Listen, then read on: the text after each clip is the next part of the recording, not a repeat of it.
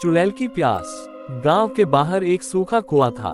कहते थे कि वहां एक चुड़ैल रहती है जिसकी प्यास कभी नहीं बुझती। उसका नाम था मोहिनी। सालों पहले मोहिनी एक खूबसूरत लड़की थी जिसे गांव के एक लड़के ने धोखा दिया था। उसने कुएं में कूदकर जान दे दी और तब से उसकी आत्मा वहीं भटकती रही, पानी की एक एक बूंद के लिए तरसती रही।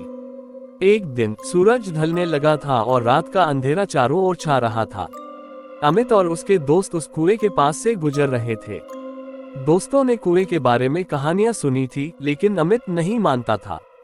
उसने मजाक में कहा, देखो, इस कुएं में तो पानी का नामोनिशान नहीं है। चुड़ैल प्यास से मर गई होगी। अमित के दोस्त डर गए और उसे वहां से चलने के लिए कहा, लेकिन अमित ने उनका मजाक उड़ाया और कहा, मैं अभी देखता हूँ कि ये चुड़ैल कितनी शक्तिशाली है। उसने कुएं के अंदर झांका और एक खाली बोतल अंदर फेंक दी। अचानक कुएं के अंदर से एक ठंडी हवा का झोंका आया और एक भयानक हंसी सुनाई दी। अमित के दोस्त भाग गए, लेकिन अमित वहीं खड़ा रहा, हंसता हुआ। तभी एक औरत की धुंधली सी परछाई कुएं से बाहर निकली। वह बहुत खूबसूरत थी, लेकिन उसकी आंखें सूनी और भयानक थीं। उसने धीमी कांपती हुई आवाज में कहा, तुमने मेरी प्यास का मजाक उड़ाया। अब मैं तुम्हें दिखाती हूँ प्यास क्या होती है। अमित के पैरों तले से जमीन खिसक गई। वह भागने की कोशिश करने लगा, लेकिन उसके पैर वहीं जम गए।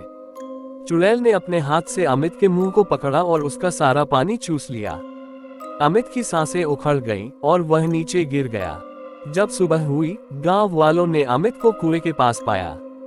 उसका शरीर पूरी तरह से सूख चुका था, जैसे किसी ने उसे निर्जल कर दिया हो।